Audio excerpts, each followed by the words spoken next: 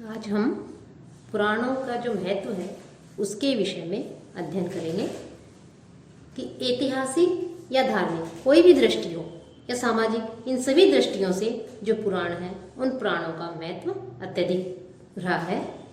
पुराण भारतीय इतिहास, सभ्यता एवं संस्कृति के विश्वकोश कहे जा सकते हैं।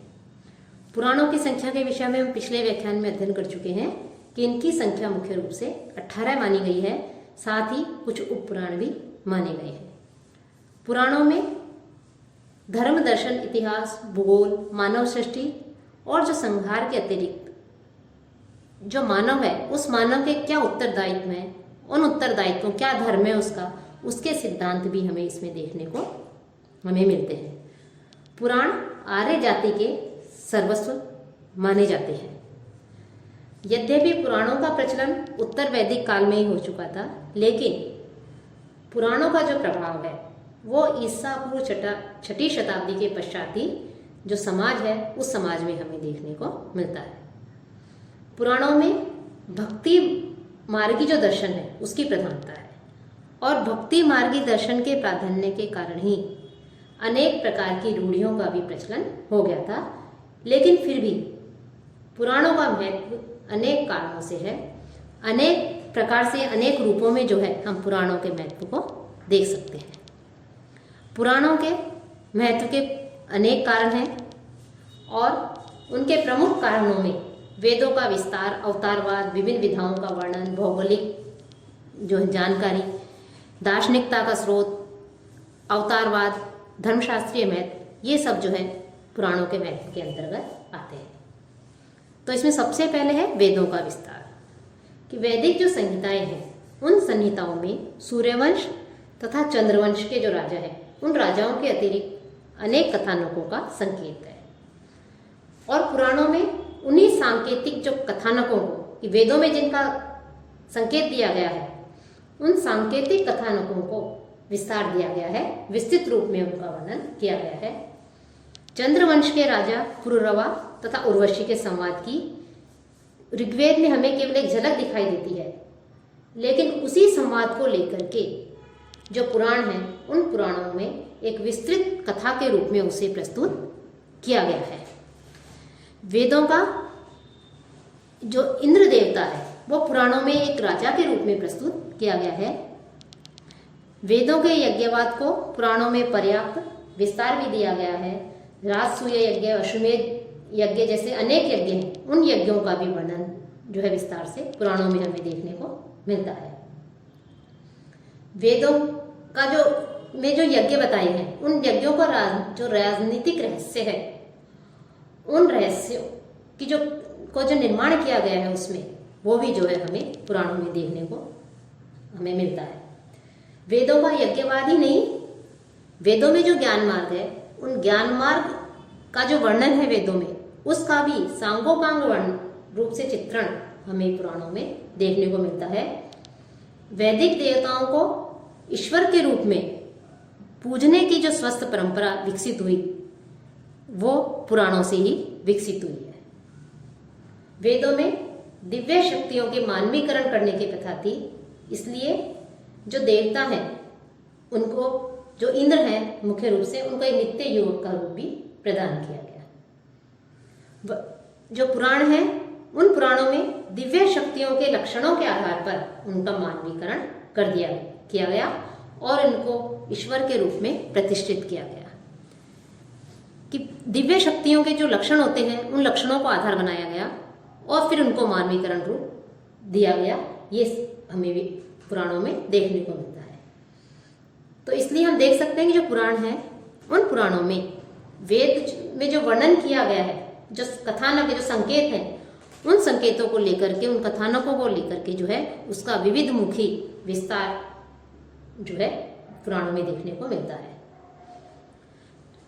अवतारवाद कि वेदों में अवतारवाद जो विभिन्न प्रकार जो ईश्वर माने गए हैं, जो ईश्वरीय शक्ति है, उनको जो है अवतार के रूप में पुराणों में चित्रित किया गया है। कि अवतारवाद का श्री गणेश पुराणों में ही हमें मिलता है। जो दिव्य शक्ति है उस दिव्य शक्ति का एक जीवधारी के रूप में अवतरित होना ही अवतारवाद का आधार जा सकता है। और पुराणों में ईश्वर के जो 10 अवतार हुए हैं, उन 10 अवतारों का वर्णन, विवेचन जो है हमें पुराणों में देखने को मिलता है। और जो अवतार है उनके विषय में कहा जाता है कि जब जब धर्म का ह्रास होता है, अधर्म का अभ्युत्थान होता है, सज्जन व्यक्ति जो है वो पीड़ित होते हैं, धर्म की हानि होती है, तब तब जो है अधर्म के विनाश के लिए, दुष्टों के संहार के लिए दिव्य शक्ति को जो है धर्म की रक्षा करने के लिए प्रकट होना ही पड़ता है। और पुराणों की जो अतिशयोक्तिपूर्ण जो शैली है वो ईश्वर को प्रायः मानव के रूप में जो है प्रकट रूप से देखती है। और पुराणों के अवतारवाद का प्रभाव गीता के भक्ति दर्शन तथा विभिन्न जो भाषाओं का जो साहित्य है, उस साहित्य में भी हमें उनके ऊपर जो है परिलक्षित होता हुआ दिखाई देता है। पौराणिक अवतारवाद में आदर्शता की जो प्रधानता है वो स्पष्ट रूप से हमें दृष्टिगोचर होती है। अवतारों का पुराणों में जो 10 अवतार माने गए हैं, उनमें मत्स्य अवतार, कूर्मा अवतार, वराह अवतार, नरसिंह अवतार, वामन अवतार, परशुराम, श्री राम अवतार, कृष्ण, गौतम बुद्ध तथा कल्कि। और पौराणिक अवतारवाद में इसीलिए मनोवैज्ञानिक जो है उसको आधार बना करके जो है इनको अवतार के रूप में चित्रित किया गया है। साथ ही जो पुराण है, उन पुराणों में कि जो तीसरा जो इसके पुराणों में जो जिसका वर्णन है, पुराणों में जिससे की दृष्टि से महत्व माना जाता है, वो है उसके में विभिन्न विधाओं का वर्णन। कि पुराणों में हमें ऐसे अनेक संकेत हैं जिनसे स्पष्ट हो जाता है कि पौराणिक काल में अपने देश में अनेक विधाओं जो है वो हमें प्राप्त होती हैं, अनेक विधाएं विद्यमान थी। पुराणों में वर्णित मुख्य रूप से 14 विद्याओं के जो नाम हैं वो बताए गए हैं कि 14 विद्याएं जो हैं वो पुराणों में हमें, उनके नाम हमें पुराणों में मिलते हैं। कि अनुलेपन विद्या, स्वेच्छा रूप धारिणी विद्या, सर्वभूतरथ विद्या, पद्मिनी विद्या, रक्षोघ्न विद्या, जालंधरी विद्या, वाक सिद्धि विद्या। तो इस प्रकार से अनेक प्रकार की जो विद्याएं हैं, 14 विद्याएं हैं, उनका जो संकेत है, उनका जो वर्णन है वो हमें पुराणों में मिलता है। इनका स्पष्ट वर्णन हमें वहाँ दिखाई देता है। ये जो 14 विद्याएं बताई गई हैं, इनके अतिरिक्त रत्न परीक्षा, वास्तु विद्या, अश्वशास्त्र आदि का भी हमें इसमें वर्णन मिलता है। तो अनेक प्रकार की विभिन्न जो विद्याएं हैं उनका वर्णन भी हमें पुराणों में मिलता है। और यह पुराणों का एक बहुत अधिक जो है इस दृष्टि से महत्व माना जाता है। साथ ही जो पुराण है, उन पुराणों में भक्ति भावना का भी प्रसार हमें देखने को मिलता है। कि इस दृष्टि से भी पुराणों का अत्यधिक महत्व है। पुराणों में नवधा भक्ति का वर्णन हमें प्राप्त होता है। भागवत पुराण में 9 भक्तियों का जो वर्णन है वो हमें मिलता है। और समाज को भक्ति मार्ग के द्वारा ही मोक्ष का मार्ग उसके लिए प्रशस्त किया गया है। कि पुराणों में के जो भक्ति योग है, उस भक्ति योग ने 10वीं शताब्दी में प्रारंभ होने वाला जो भक्ति आंदोलन है, उस भक्ति आंदोलन को भी विशेष रूप से प्रभावित किया है। पुराणों की उपासना पद्धति ने हिंदू जो समाज है, उस हिंदू समाज को वैदिक धर्म के मार्ग पर चलने के लिए एक नए रूप में ही प्रेरित किया। विष्णु पुराण में प्रहलाद, ध्रुव जैसे भक्तों की चर्चा हुई है।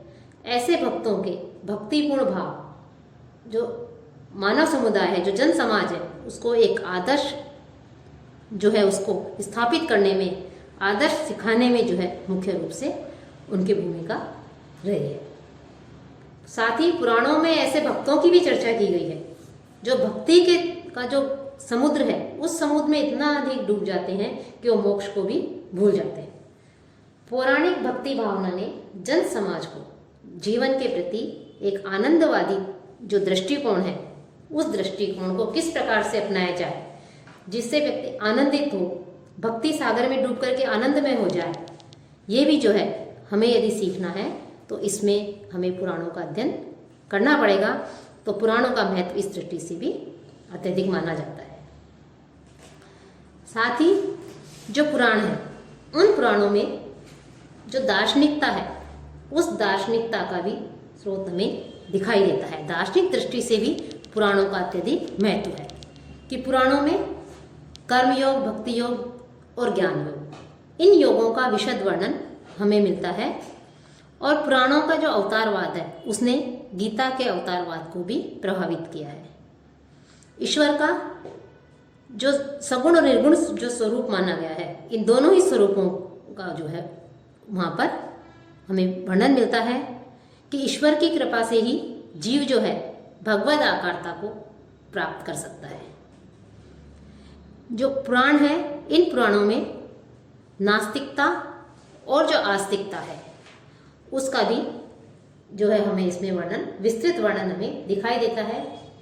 भोगवाद को यथार्थ रूप देने में और उसे विरक्ति का जो रूप है, विरक्ति रूप देने में भी पौराणिक कथाओं का विशेष योगदान हम देख सकते हैं। साथ ही पुराणों में अनेक कथाओं का विस्तृत वर्णन हमें मिलता है। काव्य स्रोत हैं ही रहे हैं जिनका प्रभाव न केवल संस्कृत साहित्य के ऊपर अपितु जो हिंदी साहित्य है उस हिंदी साहित्य के ऊपर भी व्यापक रूप से पुराणों का प्रभाव पड़ा है। तो काव्य स्रोत जो है वो उनका भी जो है इस दृष्टि से भी पुराणों में का महत्व है, क्योंकि पुराणों में अनेक कथाओं का विस्तृत वर्णन है जिनका प्रभाव जो है अनेक जो साहित्य हुए हैं उनके ऊपर हमें दिखाई देता है। कि सूर्यवंश के राजाओं का इतिहास जो इनका इतिवृत्त है वो भागवत पुराण में मिलता है। उसी इतिवृत्त को आधार बना करके 4वीं शताब्दी में महाकवि कालिदास ने रघुवंश जो महाकाव्य है उसकी रचना की। और शिव पुराण और स्कंद पुराण इनकी घटनाओं को लेकर के कालिदास ने कुमार संभव नामक काव्य की रचना की। गोस्वामी तुलसीदास ने रामचरितमानस की भूमिका में नाना पुराण निगम आगम सम्मतम कहकर अपने काव्य के ऊपर पुराणों के प्रभाव को स्वीकार किया है। साथ ही सूरदास ने भागवत पुराण का जो दशम स्कंद है उसके आधार पर श्री कृष्ण की लीलाओं का अद्भुत रूप जो है सूरदास ने प्रस्तुत किया है। साथ ही आधुनिक युग के महान जो नाटककार हुए हैं या हिंदी के आधुनिक जो कवि हुए हैं उन्होंने भी पुराणों, उनके रचनाओं पर भी हमें पुराणों का प्रभाव दिखाई देता है। पुराणों की शैली ने भी साहित्य विधाओं की जो शैली है उसको प्रभावित किया है। तो पुराणों का जो बाद के जो साहित्य हैं उन साहित्यों पर विविधमुखी प्रभाव हमें देखने को मिलता है। साथ ही जो पुराण है उन पुराणों का जो महत्व बताए गए उसमें उसका एक महत्व है भौगोलिक दृष्टि से, कि भौगोलिक पुराण युगीन भूगोल हमें प्राचीन जो संस्कृति है उसका जो अध्ययन है उसको अध्ययन करने की दृष्टि से भी पुराण अत्यधिक प्राचीन है। कि पौराणिक पर्वत एवं समुद्र ये जो है आधुनिक युग में लिखे गए जो इतिहास हैं उन इतिहास में जो विवादास्पद प्रश्न है उनका जो समाधान है उसको खोजने में उस पुराण सहायता करते हैं। कि आर्यों का मूल देश कौन सा था। पुराणों में क्षीर सागर का जहाँ तक विस्तृत रूप से वर्णन किया गया है, क्षीर सागर को विष्णु का निवास स्थान बताया है। और प्राचीन युग में कश्यप सागर एक विशाल समुद्र के रूप में रहा होगा और उसे अब कैस्पियन सागर कहा जाता है। भौगोलिक हलचलों के कारण पुरातन जो काश्यप सागर है जिसे अब कैस्पियन सागर कहते हैं उसका एक अंश बालकश झील के रूप में अवशिष्ट रह गया। और जो बालकश झील है वो विश्व में सर्वाधिक मीठे पानी की झील मानी जाती है। और ईरानी जो भाषा है उसमें शोरवान शब्द क्षीर सागर के नाम की परंपरा को सूचित करता है और हमें बालकश जो झील है वो शब्द हमें उस ओर जाने के लिए विवश कर देता है। अतः देवों में श्रेष्ठ जो विष्णु है उन्हें क्षीर सागर में निवास करने वाला बताया है। तो क्षीर सागर कैस्पियन सागर के इर्द गिर्द ही रहा होगा। पौराणिक सुमेरु पर्वत मंगोलिया का अल्टाई पर्वत ही है।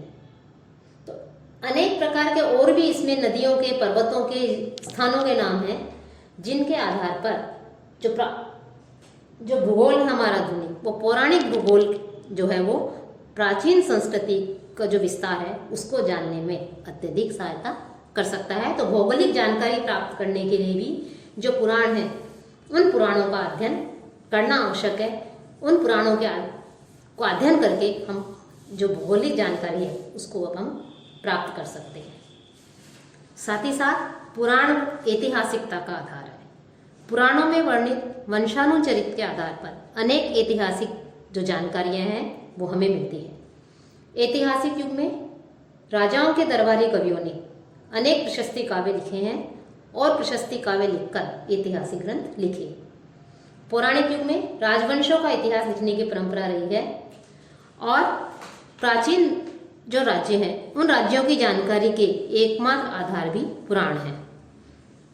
सूर्यवंश और चंद्रवंश के राजाओं का इतिहास जानने के लिए हमें पुराणों का अध्ययन करना ही पड़ेगा। पुराणों में जो वर्णन किया गया है उसको आधार बनाना ही पड़ता है। तो अनेक जो राजवंश हैं उनकी जानकारी प्राप्त करने के लिए, उनके विषय में अध्ययन करने के लिए, ऐतिहासिक जानकारी प्राप्त करने के लिए पुराणों का अध्ययन आवश्यक है। तो इस दृष्टि से भी पुराणों का महत्व जो है सर्वविदित है, ऐतिहासिक दृष्टि से भी। जहाँ तक भौगोलिक कालीन दृष्टि से महत्व है, वहीं ऐतिहासिक दृष्टि से भी पुराणों का अत्यधिक महत्व है। साथ ही जो पुराण है उन पुराणों का धर्मशास्त्रीय दृष्टि से भी महत्व माना जाता है कि पुराणों में वर्ण व्यवस्था, आश्रम व्यवस्था तथा वर्णाश्रम जो धर्म है उसका वैज्ञानिक रूप से प्रतिपादन हमें दिखाई देता है।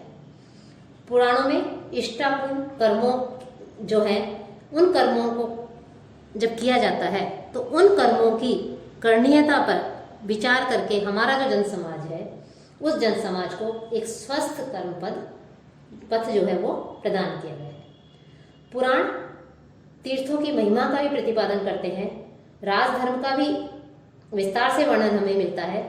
साथ ही जब पुराणों ने ब्राह्मणों की जातिगत और देशगत जो विशेषता है उनको लेकर मुक्त कंठ से पुराणों की प्रशंसा भी की है।